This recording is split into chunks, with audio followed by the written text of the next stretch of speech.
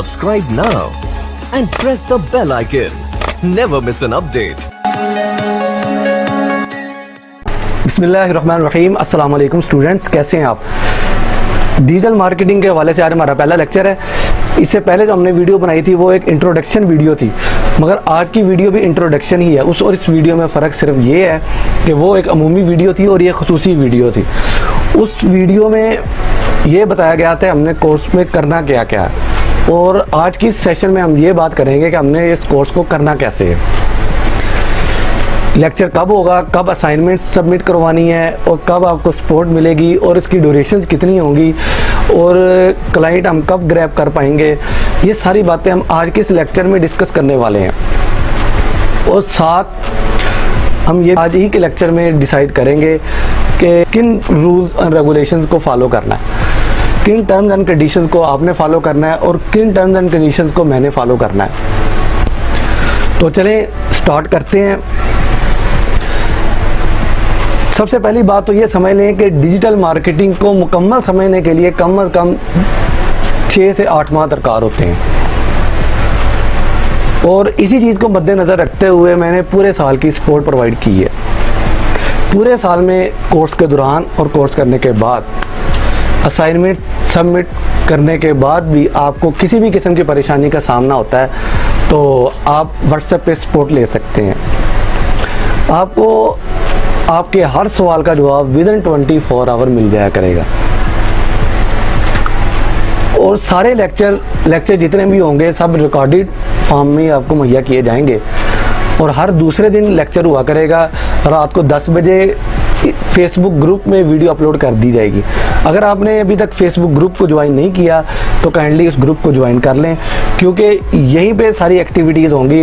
Assignments का भी यहीं पे डिस्कशन होगा, लेक्चर एक्टिविटीज़, पार्टिसिपेशन और एक दूसरे के साथ कन्वर्सेशन, सब कुछ इसी ग्रुप में होगा। तो कोर्स का हमारा जो तरीकाकार है वो ये होगा कि हर दूसरे दिन लेक्चर हुआ करेगा। जैसे आज लेक्चर है और आज के बाद एक दिन छोड़ के परसों लेक्चर होगा। हर लेक्चर की एक असाइनमेंट होगी जो आपने लाजमी करनी होगी, और 48 घंटे के अंदर अंदर आपको असाइनमेंट सबमिट करवाना ज़रूरी होगा। दूसरी बात ये है कि मेरा पढ़ाने का तरीकाकार थोड़ा सा अलग है, दूसरे तमाम मेंटोर से थोड़ा सा डिफरेंट तरीकाकार है। मैं इस बात पे यकीन रखता हूँ कि स्टूडेंट से दौरान टीचिंग ही उनको प्रैक्टिकल की तरफ ले जाया जाए, ना कि जस्ट उनको थ्योरी पढ़ा के फारग कर दिया जाए। प्रैक्टिकल की तरफ लेके जाएंगे फिर ही आप परफेक्ट बन पाएंगे, क्योंकि प्रैक्टिकल ही आपको परफेक्ट बनाएगा। आप प्रैक्टिकल नहीं करेंगे तो आपके अंदर परफेक्शन नहीं आएगी।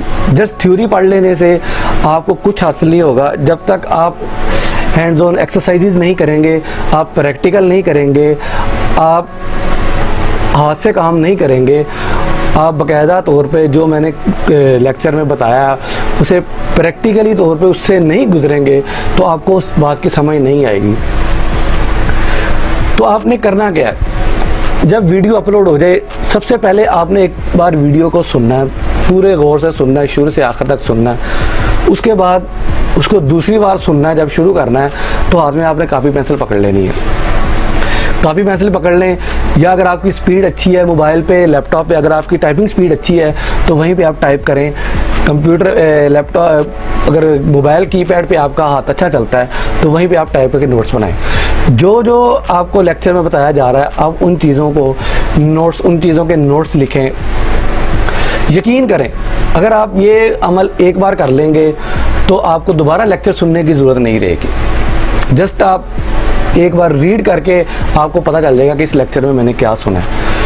अदरवाइज़ आप लेक्चर 10 बार सुन लें और लिख के एक बार आप लेक्चर सुन लें, साथ साथ लिख लें, तो ये एक बराबर है। 10 बार लेक्चर सुनने से भी आपको फ़ायदा नहीं होगा जो एक बार लेक्चर सुनने के दौरान लिखने से आपको फ़ायदा होने वाला है। आपने कोर्स के स्टार्ट होते ही कॉपी पेंसिल हाथ में रखनी है, और जैसा कि मैं बता चुका हूँ मोबाइल में टाइप कर लें। जैसे भी कोई भी आपके पास सोर्स है आप उस पर इसके नोट्स बनाने शुरू करें, ताकि कोर्स के ख़त्म होने तक आपके पास एक डिजिटल मार्केटिंग के हवाले से एक बुक रेडी हो चुकी हो, वो आपके पोर्टफोलियो का भी हिस्सा बन जाएगी। क्योंकि पोर्टफोलियो की इतनी इंपॉर्टेंस होती है, पोर्टफोलियो के बगैर आपको कोई भी क्लाइंट, छोटे से छोटा क्लाइंट भी आपको काम नहीं देता, आपके ऊपर पैसे इन्वेस्ट नहीं करता, आपको अपना अकाउंट आपको हैंडल करने के लिए आपको परमिशन नहीं देता, क्योंकि वो समझता है कि अगर आपको एक मैं अनाड़ी बंदे के हाथ मैं कैसे अपनी दुकान सौंप सकता हूँ, मैं कैसे उसको अपना कारोबार दे दूँ, तो वो तो मेरा कारोबार तबाह कर देगा। जब आपके पास पोर्टफोलियो होगा, अच्छे नोट्स होंगे, आपने प्रॉपर तरीके से असाइनमेंट सबमिट कराई होंगी और नोट्स बनाए होंगे, आप उसको दिखा सकेंगे और वो खुश होकर बखुशी दिली आपको काम दे देगा। क्योंकि न्यू बीज के लिए सबसे फर्स्ट प्रॉब्लम जो है क्लाइंट को ग्रैब करना, क्लाइंट को इस बात पे सेटिस्फाई करना होता है कि मैं उसका काम कैसे करूं और कैसे उसको हैंडल करूं, कैसे क्लाइंट को ग्रैब करूं, कैसे उसको मैं यकीन दिलाऊं कि मैं उसका बिजनेस ग्रो कर सकता हूं। तो वो आप उसी सूरत में आपके पास मुमकिन है, या तो आपके पास स्ट्रॉन्ग पोर्टफोलियो हो, या आप किसी के साथ काम कर रहे हो, या फिर आपके पास नोट्स हों, असाइनमेंट्स हों, आपके पास सर्टिफिकेशंस हों, किसी अच्छे इदारे का आपके पास सर्टिफिकेट हो जिससे आप आगे क्लाइंट को दिखा के अपना वर्क ले सकें। बाकी मज़ीद अच्छे पोर्टफोलियो बनाने के लिए वो हम लेक्चर के एंड पे बातें करेंगे, लेक्चर के दौरान भी इस बार पे बातें होगी कि हमने पोर्टफोलियो अच्छा कैसे बनाना है। मगर ये एक छोटा सा पार्ट है आपके पोर्टफोलियो का, जो कि आपके पोर्टफोलियो को 4 चांद लगा देगा। ये आप काम आप पहले दिन से करेंगे तो ज़्यादा बेटर रहेगा। अगर काम को दरमियान में आप अधूरा छोड़ देंगे, आज का काम आप कल पे छोड़ेंगे, तो आपके लिए सफ़र के दौरान और इस दौड़ में शामिल होना और इस दौड़ में जीतना और इस तलीमी सफ़र में आगे बढ़ना आपके लिए मुश्किल ही नहीं, नामुमकिन हो जाएगा। क्योंकि आपने फ़ीस खर्च की है, आपने टाइम इन्वेस्ट करना है, वक्त इन्वेस्ट करना है और आपने पैसे इस पर इन्वेस्ट कर दिए हैं।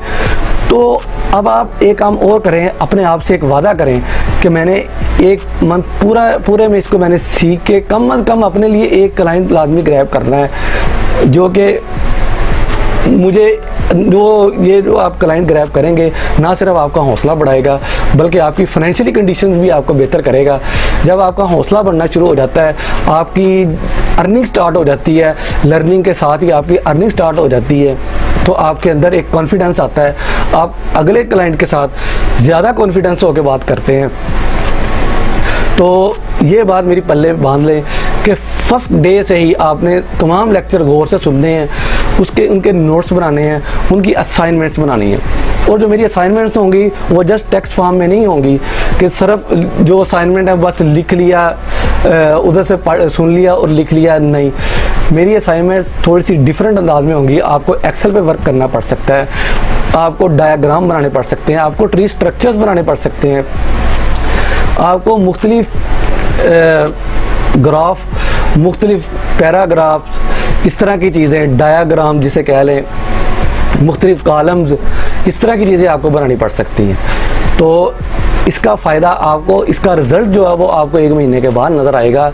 अभी शायद आपको ये चीज़ें मुश्किल लग रही हों, मगर जिस दिन आपने फ़र्स्ट क्लाइंट ग्रैब कर लिया, आपके लिए ये चीज़ें कोई मायने नहीं रखेंगी। जितनी ज़्यादा आप इस मंथ मेहनत कर लेंगे, उतनी जल्दी ही आप क्लाइंट ग्रैब कर लेंगे। और दूसरी बात ये है कि लेक्चर का जितने भी ग्रुप में जो भी एक्टिविटीज़ होंगी, लेक्चर अपलोड होगा, लेक्चर का आप फीडबैक लाजमी दें। लेक्चर अच्छा है, बुरा है, उस मुतल्लिक़ आप फीडबैक लाजमी दें। जो आपके माइंड में क्वेरीज़ हैं, क्वेश्चंस हैं, वो आप पर्सनली मुझसे डिस्कस कर सकते हैं, व्हाट्सएप ग्रुप पे डिस्कस कर सकते हैं। व्हाट्सएप ग्रुप की तो सेटिंग ऑफ कर दी जाएगी, व्हाट्सएप मैसेज करके आप उसमें मुझे अप्रोच करके मुझसे डिस्कशन कर सकते हैं। आपको किसी बात की समझ नहीं आती, नहीं तो मेरी हत्तुल वसा यही कोशिश होगी कि आपको सारी बात समझ आ जाए, आपको सवाल करने की ज़रूरत ही नहीं रहेगी। और ग्रुप के अंदर आप ज़्यादा से ज़्यादा पार्टिसिपेशन दिखाएं, ज़्यादा से ज़्यादा एक्टिविटीज़ दिखाएं, ज़्यादा से ज़्यादा एक्टिव रहें। अगर कोई मेंबर ग्रुप में, कोई आपका फेलो किसी किस्म का क्वेश्चन पूछता है तो आप उसका जवाब तलाशने की कोशिश करें। मैं तो जवाब दूंगा ही, क्योंकि मुझे आपने फ़ीस कर दे के इस बात का पाबंद बना लिया कि मैं आपको 1 ईयर की सपोर्ट प्रोवाइड करूँगा। मैं तो आपको जवाब दूंगा, मगर आपको जवाब देने का ये फ़ायदा होगा कि आपको ये चीज़ नज़र आएगी कि अगर ये प्रॉब्लम मेरे साथ आती है तो मैं इसको कैसे सॉर्ट आउट करूँगा। क्योंकि अगर आप उस ट्रैक पे चलेंगे आपको नज़र आएगा कि इस ट्रैक पे कितने स्पीड ब्रेकर्स हैं और इन स्पीड ब्रेकर्स को, और अगर यू टर्न्स आते हैं, इनसे मैंने कैसे गुजरना है, मैंने अपनी रफ्तार स्लो करनी है, तेज़ करनी है, मैंने इसको सॉर्ट आउट कैसे करना है, मैंने इस प्रॉब्लम का हल कैसे निकालना है, मैंने इस प्रॉब्लम से कैसे गेट थ्रू करना है, वो उसी सूरत में मुमकिन है जब आप ग्रुप में ज़्यादा से ज़्यादा पार्टिसिपेशन दिखाएंगे, एक्टिविटीज़ दिखाएंगे, और ग्रुप में जितनी भी पोस्ट होंगी एडमिन टीम के जानब से जो की जाएंगी उनके ऊपर आपकी हाज़िरी लाजमी होगी, कमेंट की सूरत में हो या लाइक की सूरत में हो। और दूसरी बात, ग्रुप में चूँकि ख़वातीन भी मौजूद हैं, इसलिए सभी का एहतराम करें और ऐसी लैंग्वेज मत यूज़ करें जो कि हम घर में यूज़ नहीं करते। तो इस चीज़ का ख़ास ख्याल रखें। और इस्लामी पॉइंट ऑफ व्यू के हवाले से और अखलाकी पॉइंट ऑफ व्यू के हवाले से ये चीज़ गलत है। दोनों पॉइंट से अगर देखा जाए तो ये चीज़ गलत है। एक दूसरे का एहतराम करें, और किसी भी किस्म का मसला आपको दरपेश होता है तो वो आप एडमिन टीम से रब्ता कर सकते हैं, आप मुझसे रब्ता कर सकते हैं, तो आपका प्रॉब्लम जो हल कर दिया जाएगा। एक बात और, बार बार मैसेजेस आ रहे थे कि हम कोर्स को करने के लिए लैपटॉप ज़रूरी है या मोबाइल पर भी कर सकते हैं। देखें, जो रिज़ल्ट आपको लैपटॉप या पीसी पे मिलने वाला है वो आपको किसी और चीज़ पे नहीं मिलेगा। आपको मोबाइल डिवाइस या टैबलेट पे आपको वो रिज़ल्ट्स नहीं मिलेंगे जो आपको कंप्यूटर स्क्रीन पे मिलने वाले हैं। तो इसलिए आप कंप्यूटर को मुहैया लाजमी करें, कंप्यूटर को अरेंज लाजमी करें, और इंटरनेट, क्योंकि डिजिटल मार्केटिंग के लिए ये दोनों चीज़ें लाजम है, इंटरनेट और लैपटॉप। इसके बगैर आप आगे गो थ्रू नहीं कर सकेंगे। आप थ्योरी तो पढ़ सकेंगे मगर प्रैक्टिकल वर्क में आपको वहाँ पे अप्रोच करना मुश्किल हो जाएगा। आप को क्लाइंट ग्रैब करना, आपको वेबसाइट बनानी है, ब्लॉग बनाना है, ई-कॉमर्स स्टोर बिल्ड करना है, या कोई पोस्ट वगैरह डिज़ाइनिंग वगैरह कर रही है, जो आप मोबाइल पे कंप्यूटर पे कर सकते हैं वो आप मोबाइल पे नहीं कर सकते। और बाकी बातें जो हम आइंदा लेक्चर में हम करने वाले हैं, उस लेक्चर में हम सभी बातें बताएंगे कि डिजिटल मार्केटिंग की कौन कौन सी इकसाम होती हैं, डिजिटल मार्केटिंग किस किस तरीके से की जाती है। मेरा ख्याल में अब कोई बात रह नहीं गई। अगर इसके बावजूद कोई बात रहती है तो आप कमेंट सेक्शन में पूछ सकते हैं, इनबॉक्स में पूछ सकते हैं, मुझे व्हाट्सअप मैसेजेस कर सकते हैं। आपको विदिन 24 आवर, मैं ऑलरेडी बता चुका हूं कि आपको विदिन 24 आवर आपको रिप्लाई लाजमी मिलेगा। आज के सेशन में हम मार्केटिंग और डिजिटल मार्केटिंग के बेसिक कॉन्सेप्ट समझेंगे कि एक मार्केटिंग क्या होती है और डिजिटल मार्केटिंग में फ़र्क क्या होता है, और एक मार्केटर की थिंकिंग कैसी होती है। आज से आपने ये काम करना शुरू करना है कि एक मार्केटर की तरह आज से ही आपने सोचना शुरू करना है। आपके सामने आप लेक्चर सुन रहे हैं, आपके सामने लैपटॉप की स्क्रीन है या कंप्यूटर की स्क्रीन है या आपके सामने मोबाइल डिवाइस है। अभी से आप सोचना शुरू करें कि मैं इसको कैसे सेल करूं और मेरी टारगेट ऑडियंस कौन कौन सी हो सकती है। मेरी टारगेट ऑडियंस मेल्स है या फीमेल्स है, मेरी टारगेटेड ऑडियंस की एज ब्रैकेट क्या है, मेरी टारगेटेड ऑडियंस किस जगह से बिलोंग करती है, मेरी टारगेटेड ऑडियंस का इंटरेस्ट लेवल क्या है, उनका बिहेवियर कैसा है, उनके डेमोग्राफिक्स कैसे है। ये आज से आपने सोचना शुरू कर देना। आप किसी भी चीज़ को देखें, आपके हाथ में पेंसिल है, आपके हाथ में कोई रजिस्टर्ड है, आपके हाथ में कॉपी है, कोई नोटबुक आपने पकड़ी हुई है, आप घर में कोई चीज़ इस्तेमाल करते हैं, घर में फ्रिज को इस्तेमाल करते हैं, वॉशिंग मशीन को इस्तेमाल करते हैं, छत पे पंखे को इस्तेमाल करते हैं, एसी कमरे में लगा हुआ उसको आप देखते हैं। तो आपने इन चीज़ों को आज से ही जज करना शुरू करना है कि मैं इसको कैसे सेल कर सकता हूँ और मेरी टारगेटेड ऑडियंस कौन सी हो सकती है, उनमें मेल कितने हैं और फीमेल कितने हैं। मार्केटिंग आप ऑफलाइन करें या ऑनलाइन करें, मार्केटिंग आप ट्रेडिशनल वे से करें या डिजिटल वे से करें या फ्यूचर वे में या मेटावर्स जो आने वाली टेक्नोलॉजी है या उसके थ्रू करें, मगर मार्केटिंग की जो थिंकिंग होती है, एक मार्केटर जैसे सोचता है उसके पीछे माइंडसेट एक ही होता है। बस वक्त के साथ साथ तरीक़ेकार चेंज होते रहते हैं, मार्केटिंग के मेथड चेंज होते रहते हैं। आज मैं मार्केटिंग के हवाले से मैंने मार्केटिंग को डिफरेंट कॉन्सेप्ट्स में डिवाइड किया है, जिनमें सबसे पहली चीज़ कि एक मार्केटिंग क्या होती है और मार्केटिंग को डिजिटल अंदाज में कैसे किया जाता है। एक मॉडर्न मार्केटिंग कैसी होती है और ट्रेडिशनल मार्केटिंग में क्या क्या खामियां है, ऑनलाइन मार्केटिंग के क्या क्या एडवांटेजेस हैं और ऑफलाइन मार्केटिंग के अंदर क्या क्या कमजोरियां हैं जहां तक वो अप्रोच नहीं कर पाती, एक फ्री मार्केटिंग के क्या क्या बेनिफिट्स हैं या पेड मार्केटिंग के वो कौन से बेनिफिट्स हैं जो हमें फ्री में नहीं मिलते, एक ड्रॉप शिपर कैसा होता है, एक ड्रॉप शिपर का काम क्या होता है, और एफिलिएट जो कर रहा है, जो आपकी चीज को एफिलिएट मार्केटिंग के थ्रू लोगों तक पहुंचा रहा है वो कैसे पहुंचाता है, एक इन्वेस्टर से और एक एम्प्लॉय के दरमियान डिफरेंस क्या होता है, इन दोनों के दरमियान इंतहाई क्या होती हैं, दोनों का मार्केटिंग का थिंकिंग कैसी होती है, दोनों के अर्निंग का सोर्स कौन कौन से होते हैं, दोनों की अर्निंग के लिए थिंकिंग कैसी कैसी होती है, ये सारी बातें मैं आज के इस लेक्चर में आपके साथ मुख्तसर अल्फाज में करूंगा।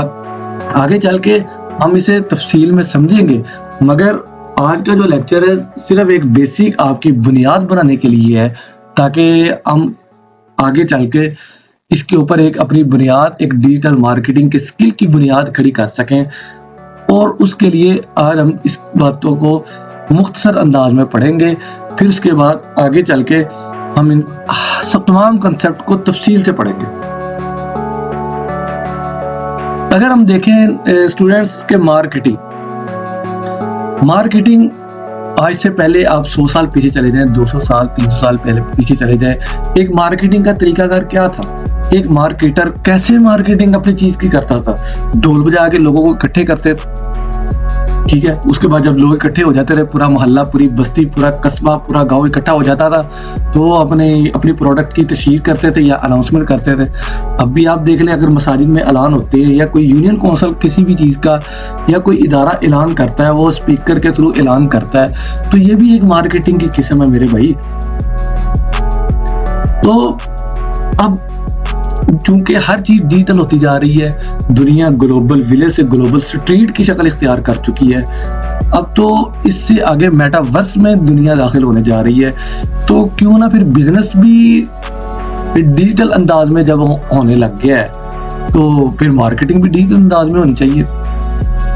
तो जब मार्केटिंग डिजिटल होगी, जब ऑडियंस डिजिटल होगी, जब लोग डिजिटल होंगे, जब हमारी टारगेट ऑडियंस जो है वो सारी इंटरनेट में बैठी है, तो हमें फिर अपने मार्केटिंग को भी डिजिटल वे में लाना पड़ेगा।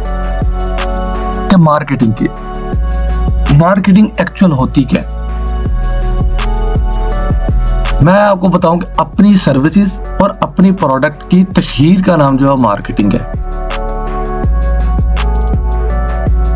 आप अपनी प्रोडक्ट, आपके पास एक प्रोडक्ट है, आपके पास कोई ऐसा स्किल है, अभी आपने डिजिटल मार्केटिंग का एक स्किल सीखना है, तो इसकी आप तशहीर करते हैं, आप लोगों तक पहुंचाते हैं, अपनी ऑडियंस को टारगेट करके उन तक पहुंचाते हैं, इसी चीज को मार्केटिंग कहते हैं। ये पहले ट्रेडिशनल वे में होती थी, अब जब हम डिजिटल डिवाइस का इस्तेमाल ज़्यादा हो गया है, हम लैपटॉप का इस्तेमाल करते हैं, टैबलेट का इस्तेमाल करते हैं, पीसी का इस्तेमाल करते हैं, मोबाइल डिवाइसेस का इस्तेमाल करते हैं, मोबाइल डिवाइसेस, लैपटॉप, पीसी का इस्तेमाल करते हुए हम इंटरनेट के थ्रू लोगों तक पहुंचते हैं, तो इसे हम डिजिटल मार्केटिंग का नाम देते हैं।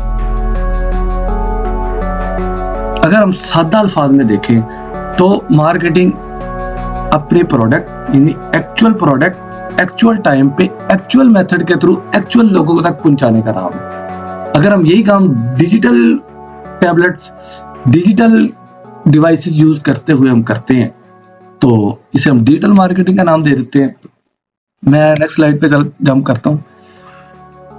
तो इस मार्केटिंग प्रोसेस कितने होते हैं, अभी मैं अगर समझाने बैठ जाऊं तो मार्केटिंग के बहुत ज्यादा कॉन्सेप्ट है, तो अगले लेक्चर में इंशाल्लाह ताला साथ साथ आते रहेंगे, मगर यहाँ पे सिर्फ मैं बुनियादी बातें करके अपने प्रैक्टिकल की तरफ जाना चाह रहा हूँ। तो साथ साथ प्रैक्टिकल भी होता रहेगा, थ्योरी भी होती रहेगी, आपको इंशाल्लाह इस कोर्स का मजा भी आएगा। आप इस कोर्स को एक इंजॉय वाले अंदाज में करेंगे, एक गेम के अंदाज में करेंगे, तो आप इंशाल्लाह ताला इस कोर्स के दौरान बोर नहीं होंगे। देखिए, मार्केटिंग जो प्रोसेस है सिर्फ चीज के सेल करने का नाम नहीं है। जैसे आप अक्सर लोगों से हम पूछते हैं कि मार्केटिंग किसे कहते हैं, एक जनरल मिसाल है कि गंजे को कंघी बेचना मार्केटिंग है, मगर यह मिसाल इंतहाई गलत है। गंजे को कंघी बेचने से आप सेल तो जनरेट कर लेंगे, आप एक बार उसे कंघी सेल भी कर देंगे, वो आपको रेवेन्यू भी उसके अगेंस्ट दे देगा, मगर क्या वो दोबारा आपसे कंघी खरीदने आएगा? नहीं। क्या वो दोबारा आपसे नहीं दोबारा आपका कस्टमर नहीं आया, कस्टमर रिपीट नहीं हुआ, कस्टमर के साथ आपका रिलेशन बिल्ड नहीं हुआ, तो वो कैसे आप कह रहे हैं कि इसको मार्केटिंग? इसको आप सेलिंग का नाम तो दे सकते हैं, एक गलत बयानी करके उसको कंघी सेल तो कर सकते हैं, मगर वो दोबारा नहीं आएगा। उसको पहली बार ही आइडिया हो जाएगा कि मेरी एक जरूरत नहीं थी, ये चीज मुझे मिल गई है। तो सब मार्केटिंग प्रोसेस में सबसे पहली जो चीज देखी जाती है वो देखा जाता है कि लोगों की रिक्वायरमेंट्स कौन सी हैं, लोगों की जरूरत कौन सी है, लोगों की प्रॉब्लम्स क्या है। फिर उन्हीं चीजों को मद्देनजर रखते हुए किसी प्रोडक्ट की या सर्विसेज की प्रोडक्शन की जाती है, उसको प्रोडक्शन के इरा में लाया जाता है। फिर जब उसकी प्रोडक्शन हो जाती है, फिर उसको सेल करने के मुख्तलिफ तरीकाकार ढूंढे जाते हैं। उन पे 50% ऑफ लगाई जाती है, 70% ऑफ लगाई जाती है, एक के साथ एक फ्री वाली ऑफर लगाई जाती है। इस तरह की मुख्तलिफ ऑफर्स लगाई जाती हैं। ये एक बड़े पीस के साथ छोटा पीस फ्री दे दिया जाता है। तो इस तरह की ऑफर लगाई जाती है ताकि कंपनी को ज्यादा से ज्यादा कंपनी के प्रोडक्ट सेल हो और कंपनी को उसके अगेंस्ट रेवेन्यू मिले। जब कंपनी को रेवेन्यू मिलता है तो उसमें से जो प्रॉफिट होता है, प्रॉफिट होने के बाद मार्केटिंग प्रोसेस मुकम्मल होता है। तो ये मार्केटिंग का सारा प्रोसेस है। आप ये जो कहते हैं कि भाई गंजे को कंघी बेचने ये मार्केटिंग है, तो आप ऐसी चीज क्यों नहीं तैयार करते जिससे गंजे को फायदा हो जाए, गंजे के सर पे बाल उग गए। आप कोई ऐसी चीज बनाएं कि जो गंजे की जरूरत है, जब उसके सर पे बाल आ गए फिर उसे चाहिए कि आप कंघी छोड़ के आप उसको एक में सेल करें, बुरे सेल करें, फिर आप चाहे उसकी कोई भी चीज सेल करें, पहले उसके सर पे बाल तो उगा लें। जब उसके सर पे बाल आ जाएंगे तो फिर आप कोई भी चीज उसे सेल कर देंगे, कंघी सेल करेंगे, वो 100 बार भी कंघी लेने को तैयार हो जाएंगे। तो इसलिए कस्टमर की नीड, कस्टमर की रिक्वायरमेंट्स, कस्टमर की प्रॉब्लम को मद्देनजर रखते हुए ही हम मार्केटिंग को प्लान करते हैं।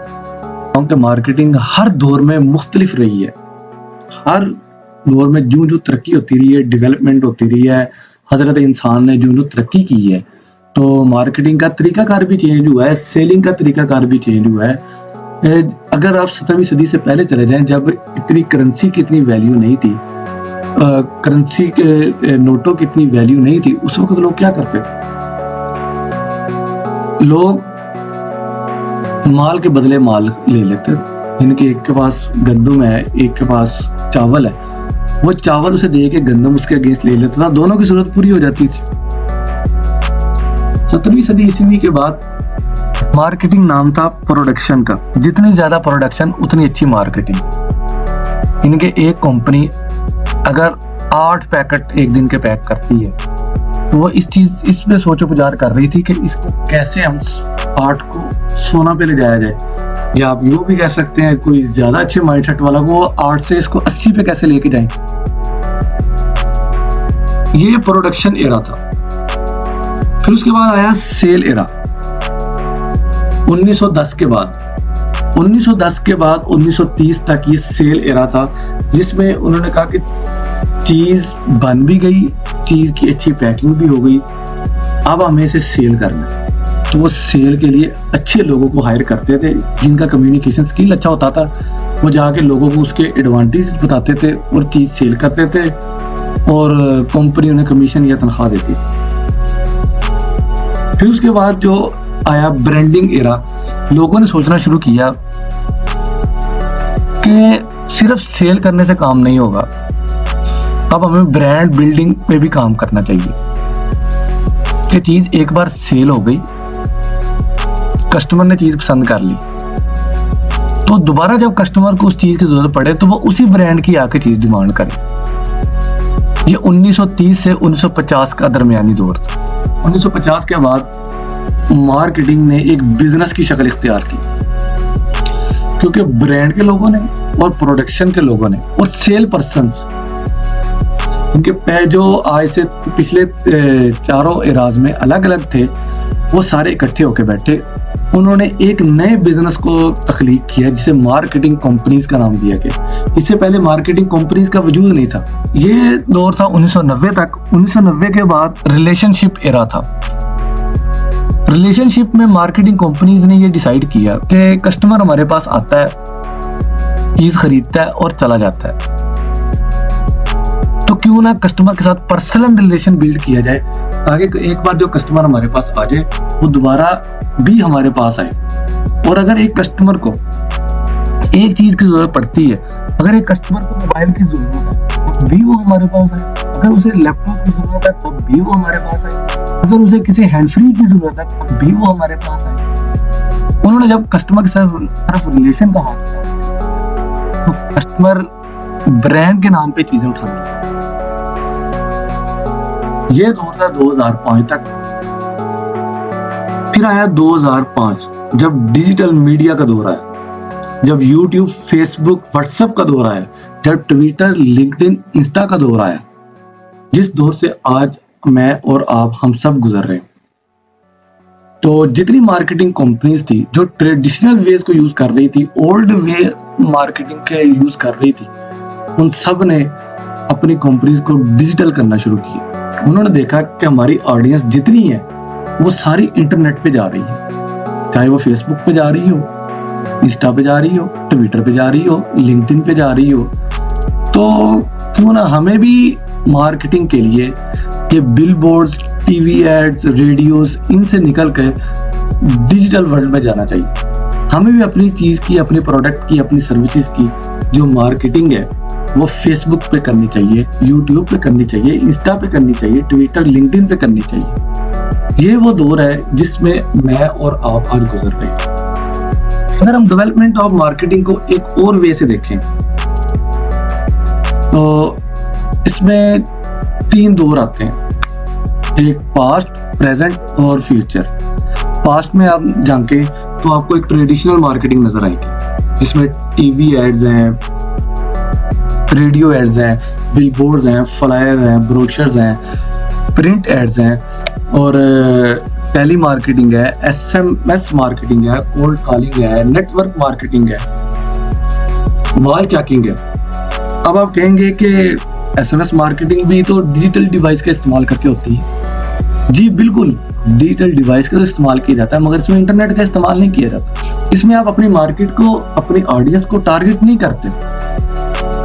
ये वही पुराना ही तरीका है जिसमें हम ट्रेडिशनल मार्केटिंग में गुजर चुके हैं। और अगर सेकंड ऑप्शन में आ जाए, प्रेजेंट में डिजिटल मार्केटिंग, तो डिजिटल मार्केटिंग से अब हम गुजर रहे हैं। और अगर आप फ्यूचर की जानिब थोड़ा सा झांके तो आपको नजर आएगा कि मेटावर्स का इनकलाब आने वाला। फेसबुक ने भी अपना नाम चेंज करके मेटा रख दिया हुआ है। तो खैर, हम मेटावर्स की तो बात आज नहीं करने वाले। अब जो बात करने वाले हैं वो डिजिटल मार्केटिंग की बात करने वाले हैं।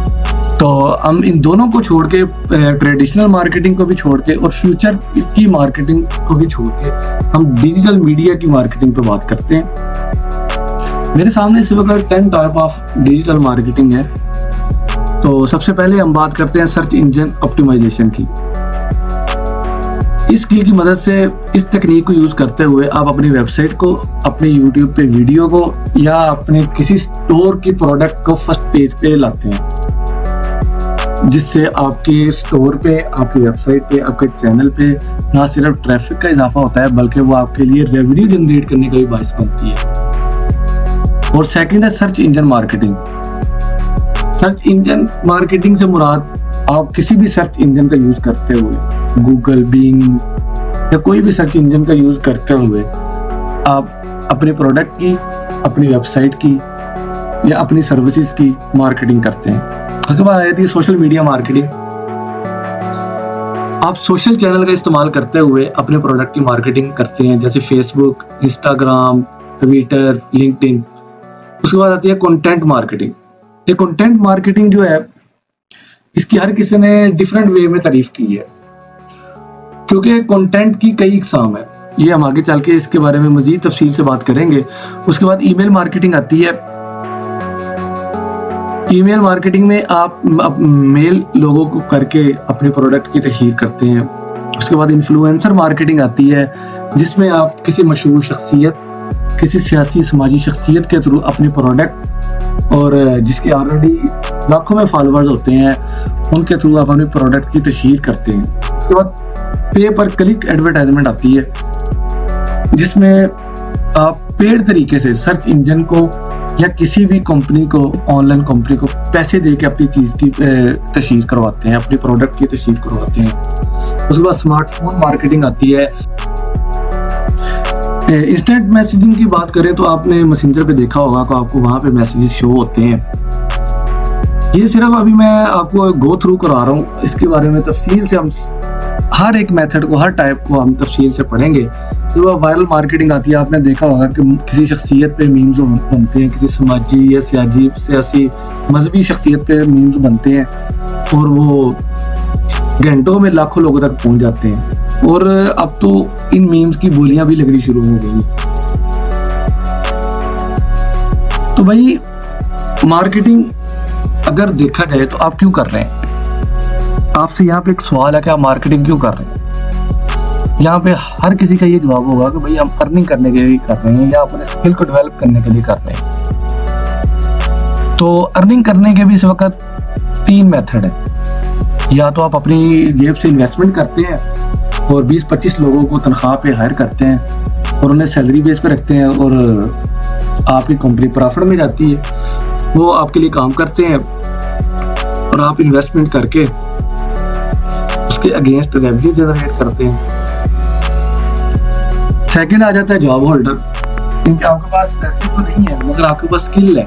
आप किसी ऐसे शख्स के पास जाते हैं जिसके पास पैसे, उसे कहते हैं कि भैया आप मेरे पैसे लगाएं, मैं अपने स्किल की मदद से आपके बिजनेस को दिनों में ग्रो कर दूंगा। तो आप अपने स्किल का, अपनी डिजिटल मार्केटिंग के स्किल को यूज करते हैं, उसके बिजनेस को ग्रो करते हैं, वो उसके अगेंस्ट आपको रेवेन्यू देता है। उसके बाद एक थर्ड पार्टी आती है, एजेंट, जो प्रॉपर्टी डीलर काम करते हैं।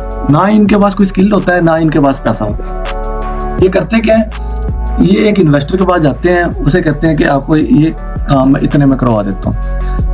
वो उधर से काम पकड़ते हैं, इधर से एक स्किल पर्सन को पकड़ते हैं, उधर से काम पकड़ के उससे करवाते हैं, अपना रेवेन्यू, अपना कमीशन अपनी जेब में डालते हैं। तो ना इन्हें ये काम करते हैं मगर कमाई करते हैं।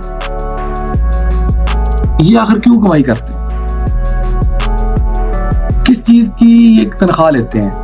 भाई इनको काम लेना आता है। ये इस वक्त सबसे बड़ा हुनर है कि काम आपको लेना आ जाए। आपके कम्युनिकेशन स्किल इतने स्ट्रांग हो कि आप किसी से भी बात करके उससे काम ले सकें और आगे से आप काम करवा भी सकें और टाइम पे उसको डिलीवर भी कर सकें। इसमें भी आपको 3 कैटेगरी शो हो रही होंगी। सबसे पहले इन्वेस्टमेंट, जैसा कि मैं पहले बता चुका हूँ शुरू में पहले कि एक बिजनेसमैन है जिसकी जेब में पैसा है, वो इन्वेस्ट करता है और चाहे वो ऑनलाइन करे या ऑफलाइन करे, तो वो पैसे इन्वेस्ट करता है और उसके अगेंस्ट उसको रेवेन्यू जनरेट होता है। वो काम नहीं करता, वो जस्ट पैसे इन्वेस्ट करता है। तो ऑनलाइन मॉडल में भी यही है, वो अपने ब्रांड पे पैसे लगाता है। तो जब वो ब्रांड बन जाता है, उसकी सेलिंग स्टार्ट हो जाती है, उसकी वेबसाइट पे, उसके स्टोर पे ट्रैफिक आना शुरू हो जाती है, तो फिर उसे किसी काम की जरूरत नहीं रहती, वो स्कूल से बैठ के खाता है। मगर यहाँ पे हमने जो दूसरा जिक्र किया था एजेंट का, ये जो आगे 2 कैटेगरी आपको शो हो रही है, ड्रॉप शिपिंग और एफिलिएट मार्केटिंग, ये एजेंट की ही 2 किस्में हैं। एजेंट 2 तरह से काम करते हैं ऑनलाइन। ये एजेंट आप भी हो सकते हैं, मैं भी हो सकता हूँ, कोई भी स्किल पर्सन हो सकता है जिसको मार्केटिंग का तरीका आता है। तो ड्रॉप शिपिंग और एफिलिएट मार्केटिंग। ड्रॉप शिपर एक ड्रॉप शिपर क्या करता है? एक ड्रॉप शिपर कहीं से कोई चीज उठाता है, अपने स्टोर पे रखता है, जस्ट उसकी पिक्चर और डिस्क्रिप्शन लगाता है। वो एक चीज 10 रुपए की लेके अपने स्टोर पे 100 रुपए की लगाता है और उसको मार्केट करता है। जब वो मार्केट होती है, सेल आना स्टार्ट होती है, सेल जब आती है, कोई ऑर्डर आता है, तो वो वहां से चीज उठा के, जहां से 10 रुपए की पड़ी है, वहां से चीज उठा के कंज्यूमर तक पहुंचा देता है। 10 रुपए वहां पे पे करता है और 90 रुपए अपनी जेब में डाल देता है। ये एक ड्रॉप शिपर काम करता है। तो वो ऑडियंस तक कैसे पहुंचता है? तो भाई वो मार्केटिंग के थ्रू ही ऑडियंस तक पहुंचता है। और सेकंड, एक एफिलिएट मार्केटर, जैसे आप देख रहे हैं ये ज़मीन.com है, ये क्या कर रही है? जस्ट इसने अपना एक ब्रांड बनाया है और जितने एजेंट हैं वो काम कर रहे हैं, वहाँ पे जायदाद की खरीदो फरोख्त का काम हो रहा है, उसे बैठे बैठे एफिलिएट के अगेंस्ट कमीशन मिल रहा है क्योंकि उसने एफिलिएट मार्केटिंग की हुई है। तो एफिलिएट मार्केटर भी ऐसे ही करता है, कहीं से कोई चीज उठाता है, किसी पे अमेज़न से, अलीबाबा से, किसी भी स्टोर से कोई चीज उठा के अपने स्टोर पे रखता है, अपनी वेबसाइट पे रखता है। जब वो चीज सेल हो जाती है तो वो कंपनी उसे उसमें से कमीशन दे देती है। जो जितने परसेंट भी कमीशन हो वो उसमें से उसको कमीशन मिलता है। ड्रॉप शिपर और एफिलिएट मार्केटर में फर्क सिर्फ ये होता है कि ड्रॉप शिपर अपनी मन मर्जी की कीमत लेता है, अपनी मन मानी की कीमत लेता है और अपने मन मानी का प्रॉफिट लेता है। और जो एफिलिएट मार्केटर होता है वो अपनी मन मानी का प्रॉफिट नहीं लेता, वो चीज उतने की ही बेचता है जितने की कंपनी सेल कर रही है, उसको जस्ट उसमें से कमीशन मिल जाता है। तो स्टूडेंट्स, आज का लेक्चर इतना ही। अगर आपको असाइनमेंट समझ नहीं आई तो मैं आपको बता दूं कि असाइनमेंट्स आज आपकी ये है कि आपने ट्रेडिशनल मार्केटिंग की एग्जाम लिखनी है और डिजिटल मार्केटिंग की एग्जाम लिखनी है। जितनी मैंने लिखनी है आपने इसमें मजीद सर्च करनी है। और आज की असाइनमेंट यही, और मिलते हैं इंशाल्लाह ताला नेक्स्ट लेक्चर में। अल्लाह हाफिज।